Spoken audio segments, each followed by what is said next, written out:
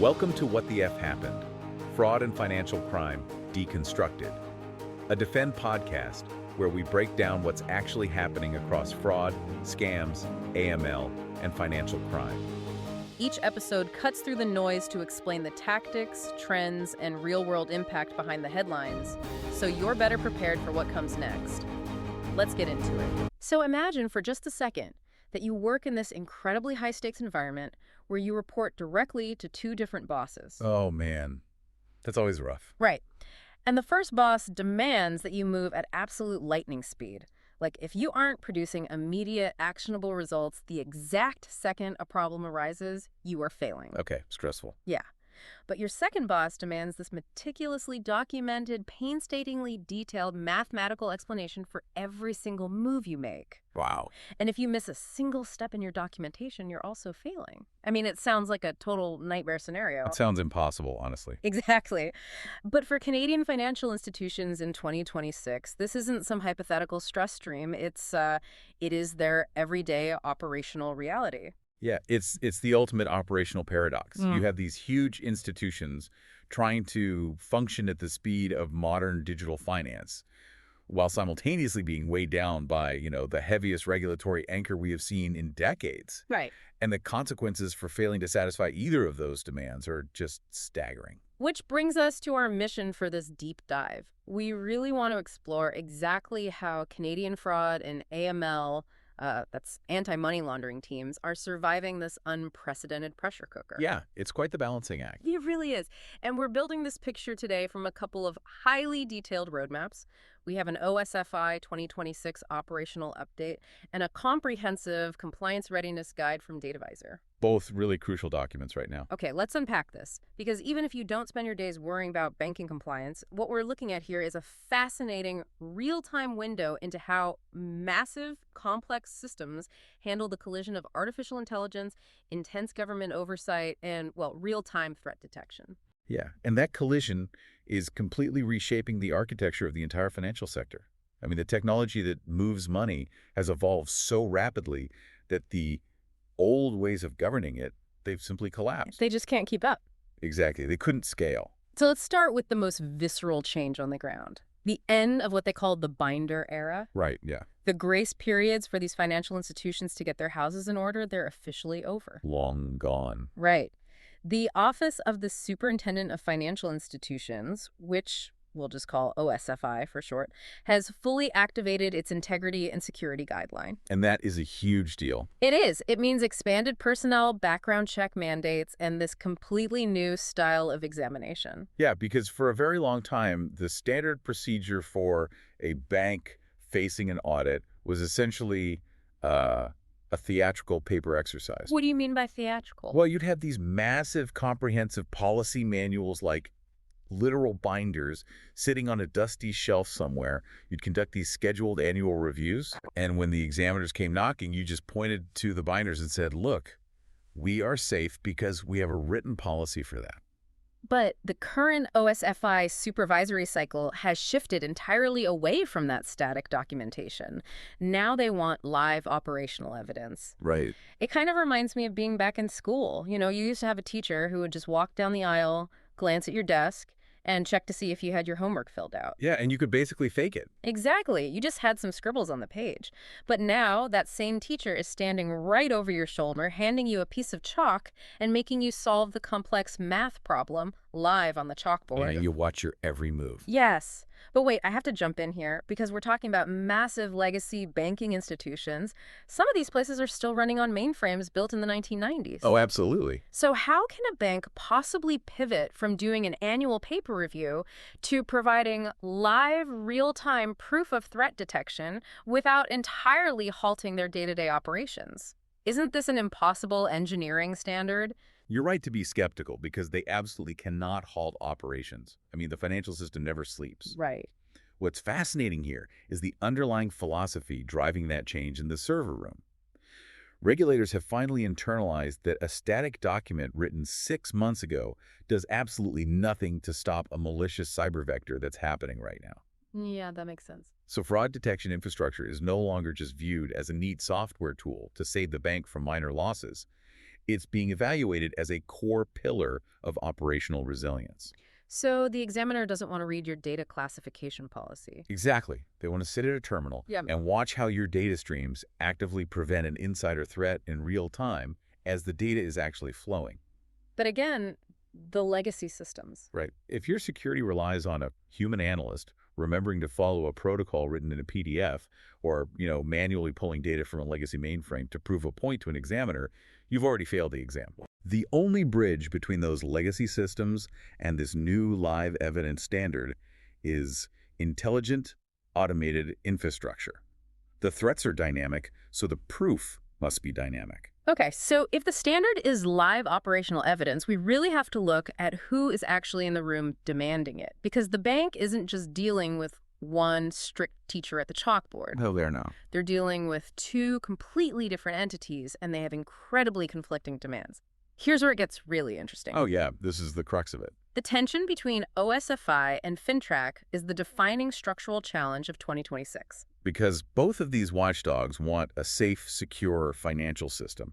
I mean, that's the shared goal. Right. But their specific mandates create a massive operational bottleneck for the banks trying to please both of them simultaneously. Let's break down the mechanics of this tightrope. On one side, you have OSFI. Their mandate is heavily focused on prudential model rigor, risk governance, and system explainability. Which is a mouthful. It is. But when we say prudential model rigor, what we basically mean is they want mathematical proof that your system is stable. Yes. They want to know exactly how the engine is built, what variables carry the most weight, and why the engine turns the way it does. Right. They want to see the blueprints. Exactly. But then on the other side, you have entreaty. They are the tactical side of the house. Very tactical. Their focus is tactical dispatch and the immediate effectiveness of suspicious transaction reports, or STRs. They want highly contextualized alerts routed to law enforcement immediately. Because they need to catch the bad guys before the money actually leaves the country. Right.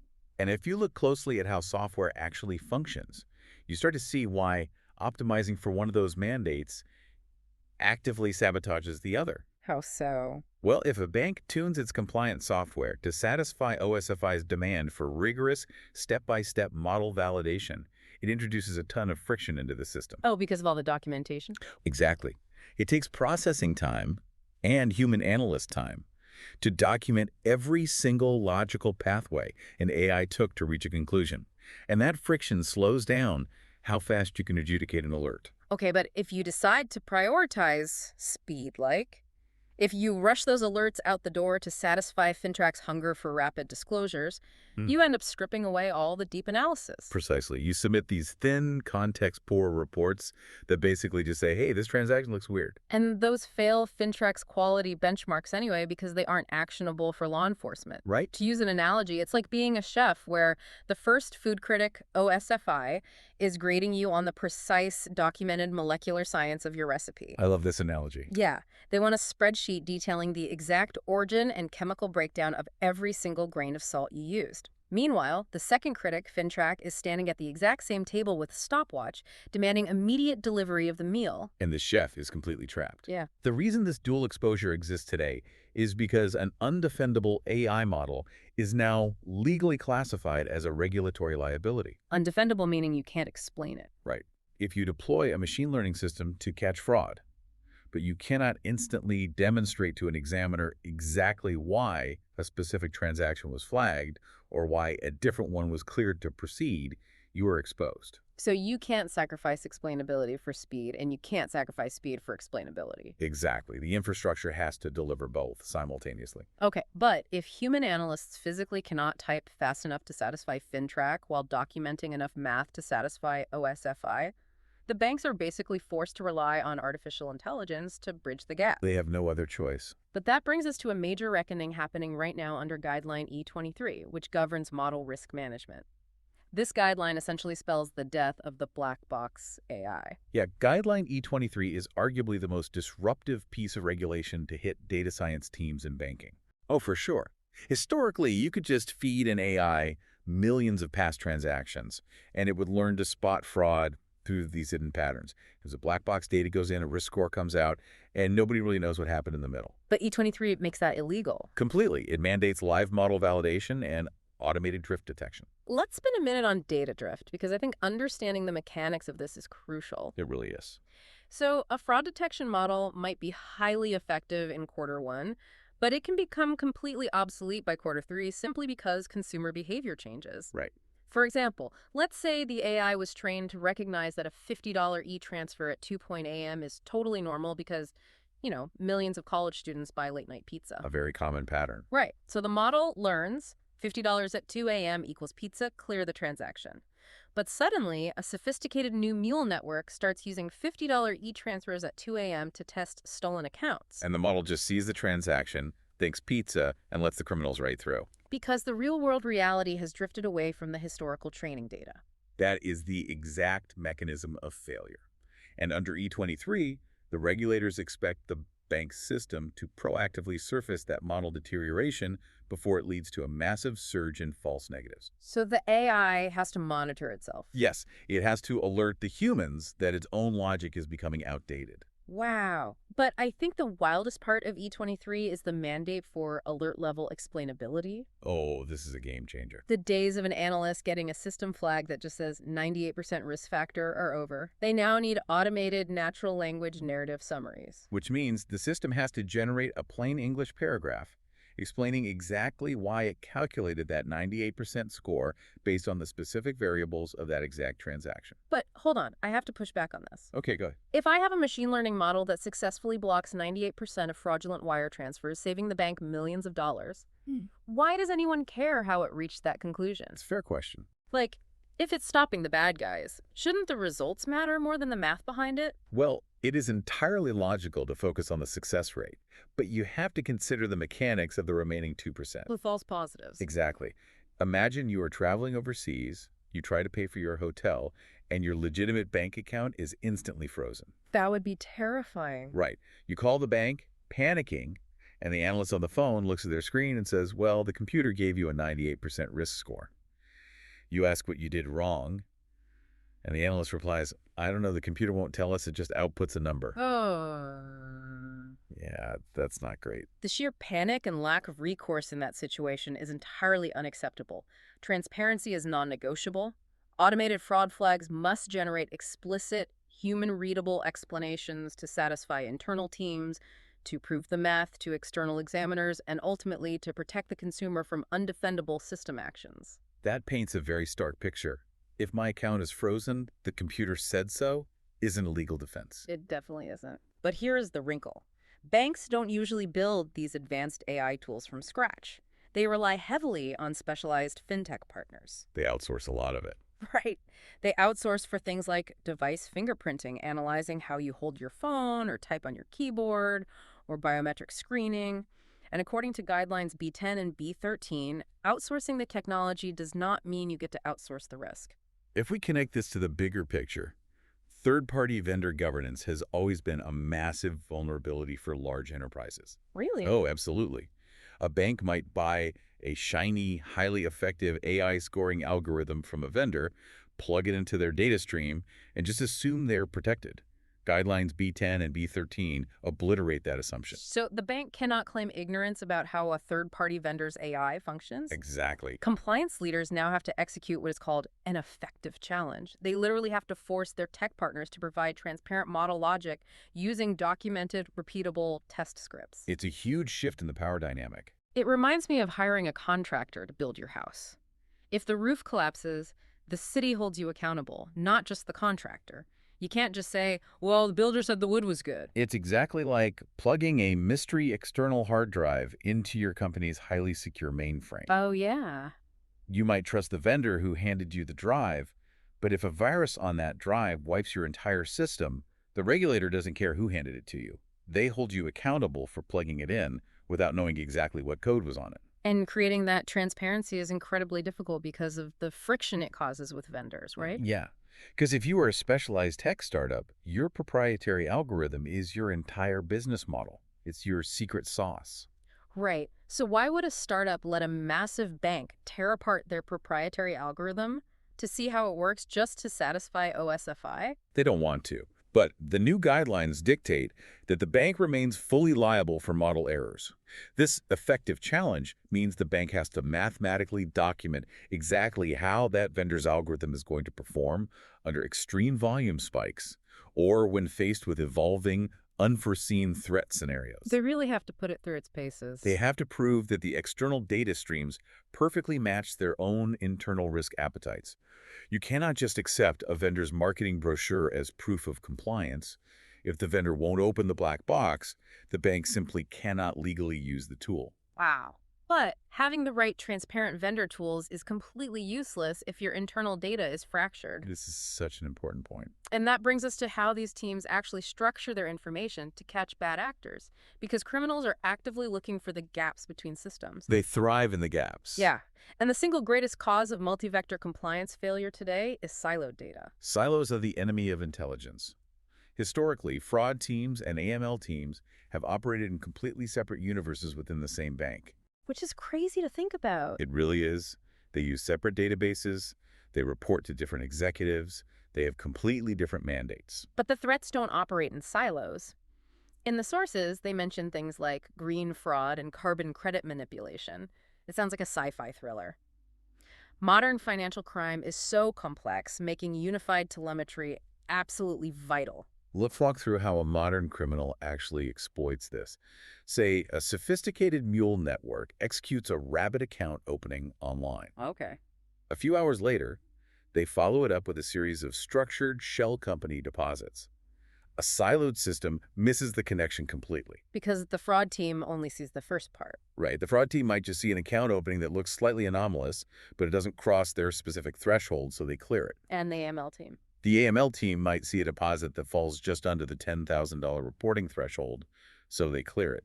Neither action alone triggers an alarm. But when you look at them together, the sequence is a massive red flag indicating complex financial crime. And that is exactly why unifying those fractured data streams into a single dynamic transaction monitoring layer is vital. By combining fraud and AML telemetry into one unified terminal, the institution can detect those complex multi-vector threats before they escalate into systemic failures. So this is how they solve the dual boss problem. Unifying these streams is the exact tactical benefit used to finally balance that OSFI and FINTRAC tightrope we talked about earlier. Oh, I see. If all the data from every department is flowing into one place, the AI can instantly generate the mathematical explanation for OSFI and simultaneously package the rich, highly contextualized report for FINTRAC at lightning speed. Yes, it creates a complete holistic story of the customer's behavior instead of just throwing fragmented, meaningless alerts at an exhausted human analyst. And speaking of the human analyst, OSFI is heavily scrutinizing what they call human-in-the-loop orchestration. They're very focused on this. Because even with all this unified AI, human oversight is still required for complex adjudications, right? But OSFI mandates that any time an analyst or system manager manually overrides a machine-generated risk decision, the system must record an indelible, time-stamped audit trail. Right. Does that mean every single click is cracked? That's exactly what it means. You can't just click ignore alert because it's 4:55 p.m. on a Friday and you want to go home. Oh, wow. You have to leave a permanent digital fingerprint explaining exactly why your human intuition disagreed with the machine's mathematical logic. That is intense. It is. Which brings us to the ultimate practical reality check for anyone managing these systems. How do you know if your team has actually achieved this unified, transparent state, or if you were on the brink of a regulatory disaster? That's the million-dollar question. Right, and the Data Advisor Guide provides a 15-point diagnostic test. It's a self-assessment matrix that scores a bank's readiness based on verified automated capabilities versus unvalidated manual workarounds. And let me tell you, it is a very sobering metric for a lot of institutions. Yeah. When you tally up the score, it breaks down into 3 distinct tiers of operational reality. Okay, what's the first tier? So if you score between 0 and 6, you have a critical capability gap. This means your infrastructure relies on unchecked black box models and fractured data silos. And at that 0 to 6 level, you expose your institution to significant regulatory findings, massive fines, and immediate action is required just to keep the doors open. Exactly. The next tier is if you score between 7 and 12. This classifies you as manually defendable. Manually defendable, so they have the data. This means you technically possess the necessary data to satisfy the regulators, but harvesting that data requires massive manual analyst effort. Oh, I can see where this is going. Yeah, the 7 to 12 range is where the human cost of poor technology becomes very real.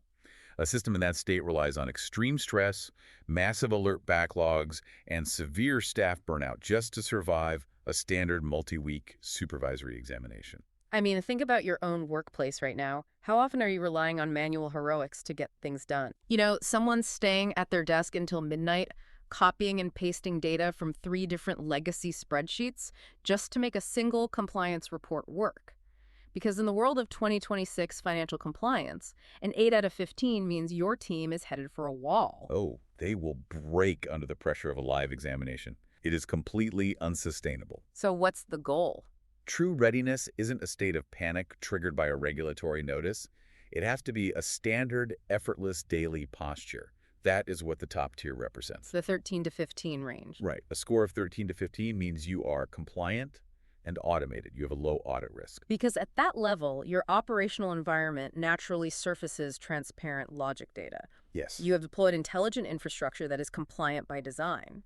What that means is you have transformed compliance from an agonizing administrative chore into a native, seamless software output. The system is doing the heavy lifting of explanation and documentation automatically in the background. Compliance becomes the natural exhaust fumes of simply doing the job correctly. I love that phrasing. So, what does this all mean? If we step back and look at the whole picture, Canadian financial compliance in 2026 is an incredibly high-stakes balancing act. It truly is. On one side, you have OSFI demanding rigorous, mathematically explainable AI, testing the absolute molecular science of your server room operations. On the other side, you have FINTRAC holding the stopwatch, demanding rapid, highly contextualized intelligence to stop criminals in real time. And you absolutely cannot rely on static binders sitting on a shelf anymore. Right, and you cannot hide behind proprietary black box algorithms that just output a number and say the computer said so. You have to break down internal data silos, force transparency from your external vendors, and build a system that proves its own logic at the speed of modern finance. You know, this raises an important question, one that extends far beyond the server rooms of massive banks. Oh. Yeah. If these financial institutions are now legally required to deploy AI systems that generate real-time, plain-language explanations for every single decision they make, proving definitively exactly how and why they reach a conclusion. How long until everyday citizens demand that exact same alert-level explainability from the algorithms dictating our healthcare diagnostics, our social media news feeds, or our justice system? Wow. That is a brilliant thought to leave on. The standard for radical transparency isn't just a banking regulation. It is being forged right now as a blueprint for how humans interact with machines. It's about forcing complex systems to explain themselves in plain language. Thank you for joining us on this deep dive. We hope it gave you some powerful new context. Stay curious, keep looking behind the curtain, and keep questioning the systems working behind the scenes in your own life. We'll catch you next time. You've been listening to What the F Happened?